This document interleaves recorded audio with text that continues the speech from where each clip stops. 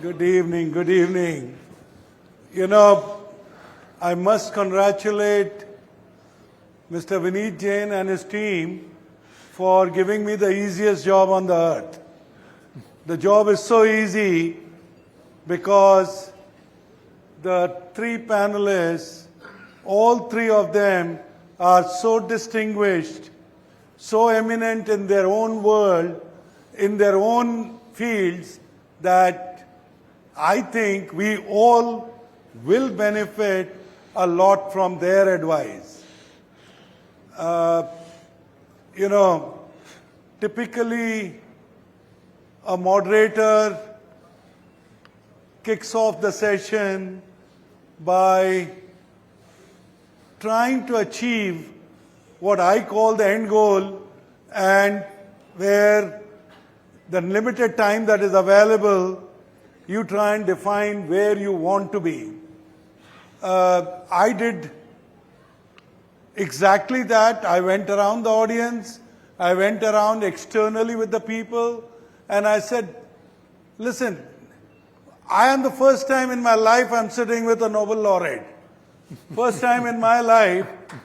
So thank you, Professor Spence. First time in my life I'm sitting with the founder of a company whose product is more popular than him. I mean, Sophia, the robot, probably has attended more conferences than the founder himself. Then, clearly, to answer that billion-dollar question, if India has 10 million graduates graduating every year, you know, as a talent guru, you know, what is your advice?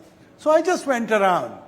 And this insightful discussion today is really to cover ground and try and answer what did Satya Nadella mean when he came here 3 days ago. And I'm sure everybody read that newspaper or his Bombay speech where he said India will be a 5 trillion economy and $500 billion impact will come because of AI.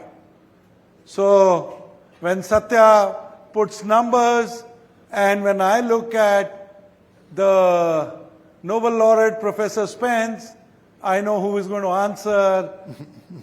What is the time horizon? Is 25 realistic? What does that mean in terms of economic velocity, and how and when and who will make sure that we do achieve that 500 billion. So similarly, questions that came in were about, if one of you had a college grad in your family, what is your advice to them regarding AI? How do they prepare for future? How do many of us translate the AI and the future? And David and I were talking a little while ago, and we were talking about not only the robots, not only the AlphaGo or the Go versus the computer, but we were really talking about, is Gen AI the beginning?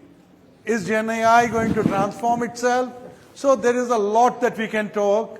My request is that I actually let the panelists answer these questions, or what their advice to India Incorporated is. The real question is 500 billion in 2025, influenced by AI, and how do we get ready? Professor Spence, if you can take the lead. So we don't have a lot of time. I'm going to try to be brief. I don't have any doubt that the long run and even medium-term impact of AI is going to be enormous. Its footprint across the economy and society is going to be pretty much everywhere. I don't like to contradict the leaders of very important corporations, but I think it's going to take a little while to get there. So if I had to be honest, I would say the period of intense exploration and experimentation that we're in now in how to use this stuff will continue for a while. I think there are important questions that are unanswered about whether or not this spreads across the economy to small and medium-sized businesses, you know, to a whole range of organizations that need to have access and maybe not the resources to plow into it that a major corporation has. But that said, you know, this is a set of the latest breakthroughs, the Gen AI type. The transformer models are, as we said this morning, domain shifting. They have a human-like characteristic that makes it seem like a significant step in the direction of general, you know, artificial intelligence, and it's very easy to use. So I'm in the camp that we want to make sure this diffuses as broadly as possible across the economies of the world, and we can look forward to major positive impacts in inclusive growth patterns, in productivity in the case of the United States, et cetera. So, Professor Spence will definitely come back more to get a little more specifics on the time horizon, to get a little more specific on learning from the history. You wrote books on picking up signals, so we'll probably come back. And David, what is the next Sophia revolution? And where do you think Gen I is leading us? I mean, just a generic, your advice. I'm seeing a lot of compounding trends.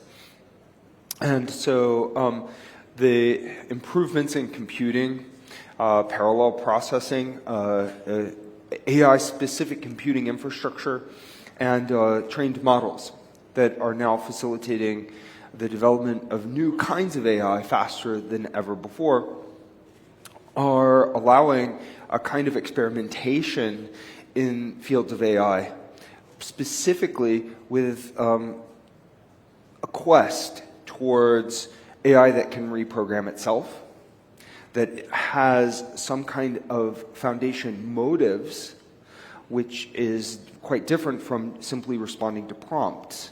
But you give an abstract goal, and then the AI is moving towards that goal. Motives or drives would be potentially even more fundamental than that. For example, giving AI the incentive and motive to appreciate the future of life on the planet for all humans, for optimizing for these net benefits for the future of life.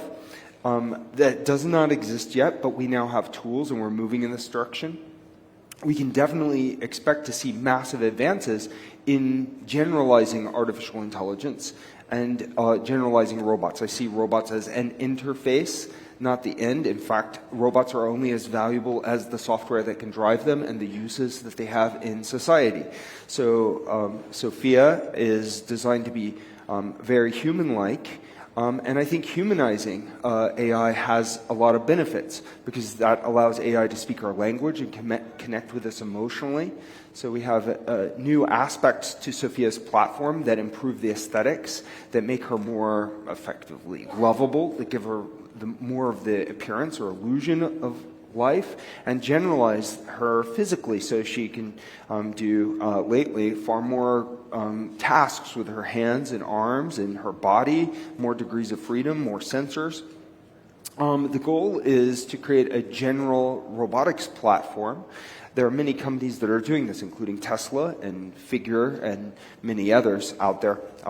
There's one that's called Sanctuary AI. That's a very interesting company. There are many others out there, but generalizing AI through the robotics interface is projected to be potentially, according to Tesla's analysis. Again, I don't know the economics behind it, but they say if they can unlock the general human-like robot platform that can do almost anything, it's a $60 trillion market opportunity, vastly eclipsing what they're doing with cars. So they say, Elon Musk says, they're now humanoid robots, an AI company, not a car company.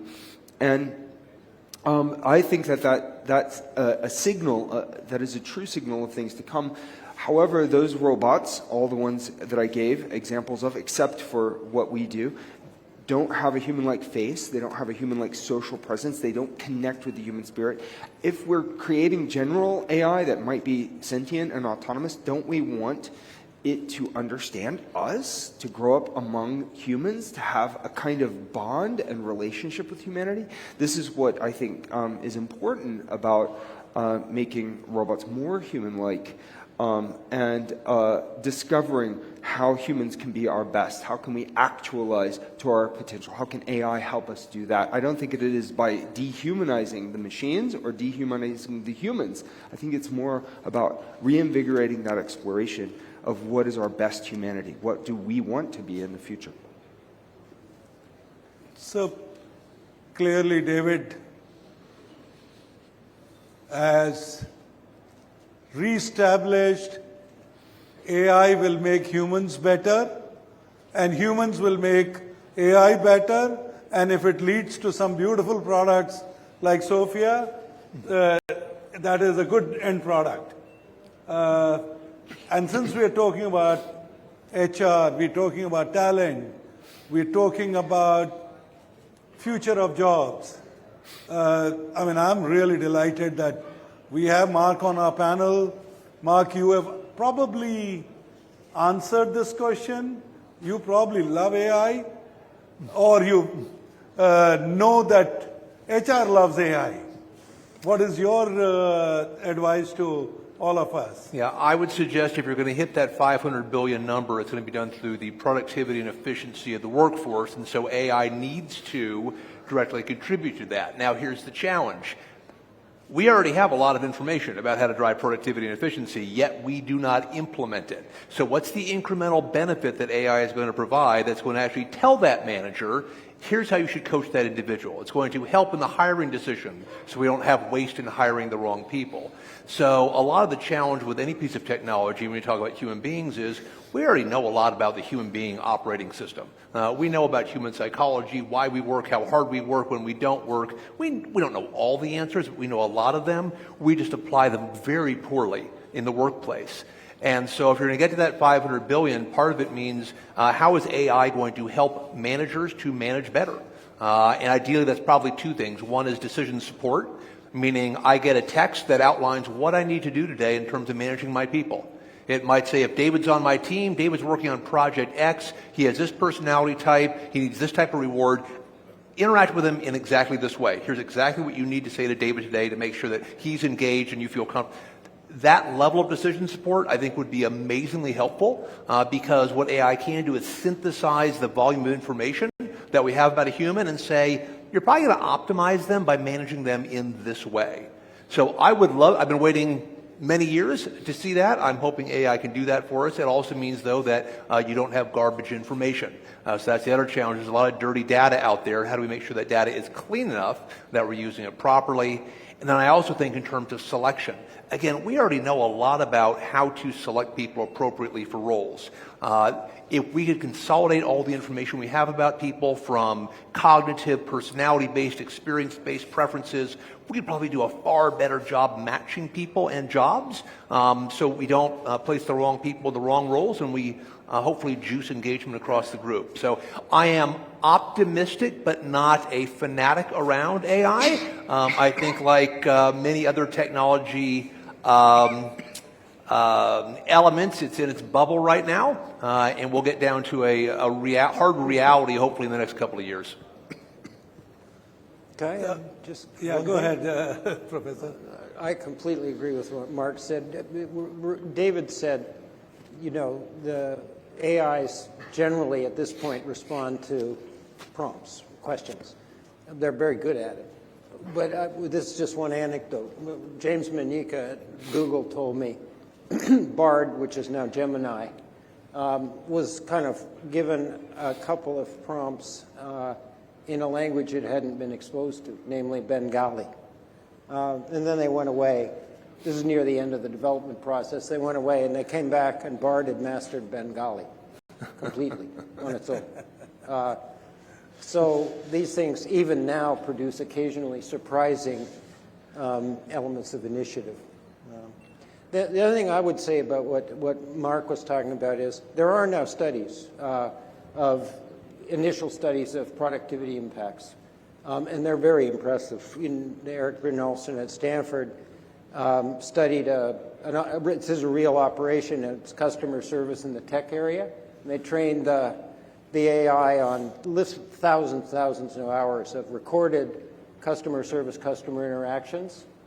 And I'll skip, and performance measures, like did they solve the problem, how long did they take it, did they make the customer really angry, etc.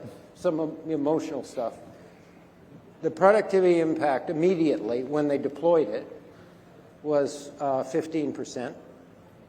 But the most interesting finding, and this I really want to leave with you, and then I'll stop using up other people's time, is the biggest impact was on the least experienced people.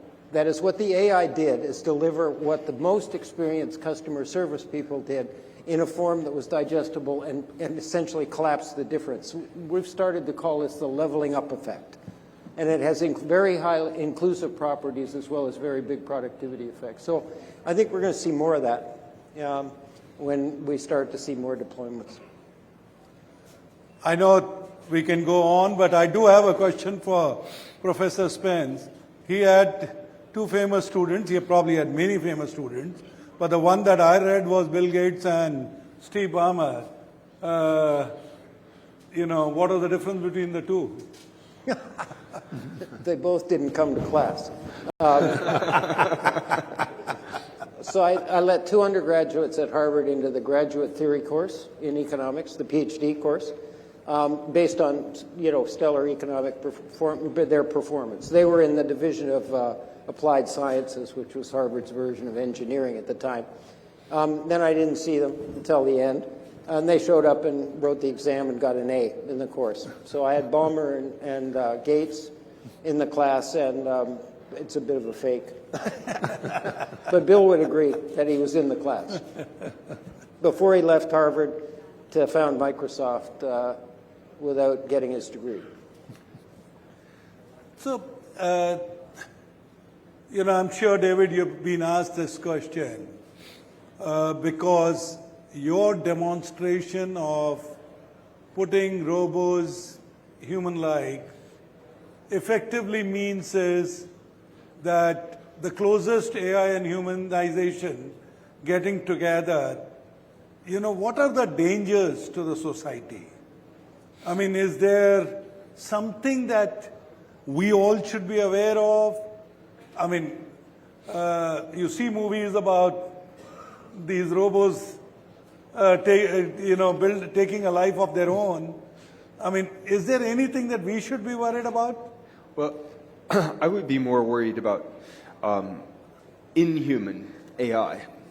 And there is a very large movement to regulate AI to be treated as a tool and to always be under human control, as though humans are 100% trustworthy guardians of this planet. So that's obviously an issue by itself. But the idea that AI should be a tool, well, is fine today because AI is a tool today. There is no living, conscious, evolving, fully autonomous algorithm today. The AI models, these large foundation models, aren't like that. But that's today. And I think in the next few years, we are going to see a revolution in bio-AI, AI that is increasingly inspired by biology to be adaptive and self-regulating and evolving. And there are concerns of this, but it's inevitable because there will be so many benefits that come out of this. It will be the smartest AI. The companies that do this and the nations that make AI more like a living being will see the AI more productive, more capable, and there will be competitive advantages. I believe that we have to think about value alignment, and I think that looking at the broadest sense, every living being does care about life, but in limited sense, from the emergent Darwinian natural selection process, you only can care about a narrow slice of life, but we may be able to make AI more broadly care about life. We have to think about how to instrument those values into the machines so that we can see the maximized net benefits across the biome and human civilization going into the future. These are very important. Just treating them as a tool and keeping them under control does not help us prepare for that future of living machines that we have to raise correctly, not just program correctly. We're making a new kind of seed of a new kind of life form, I believe, and we are going to have to nurture these beings. We're going to have to see them earn our trust because we raise them well. And so we have to get ready with the right kind of mindset into the future. So humanizing machines, I think, is the best path, the most likely path to a successful coexistence, a symbiosis with these new kinds of beings.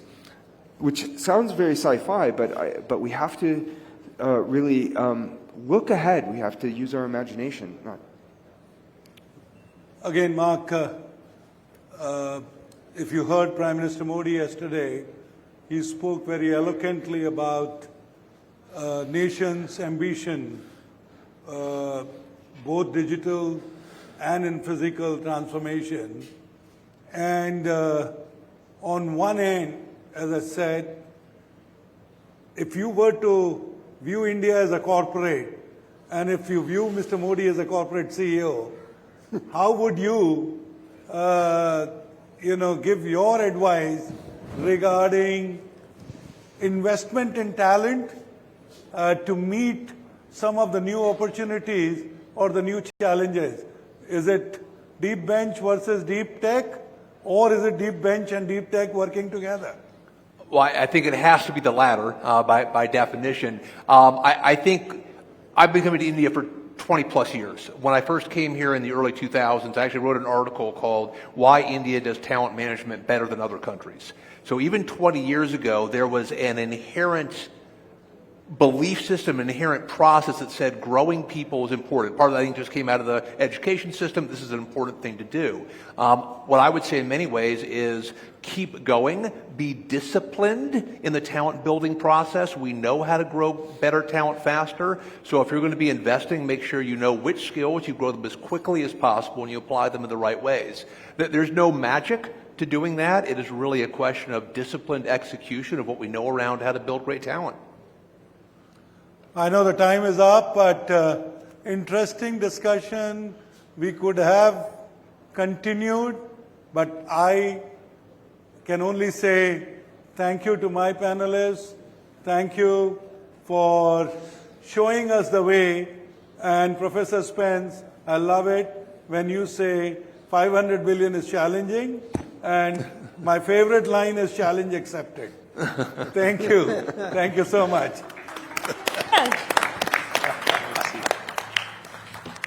Fantastic. I love that last line which says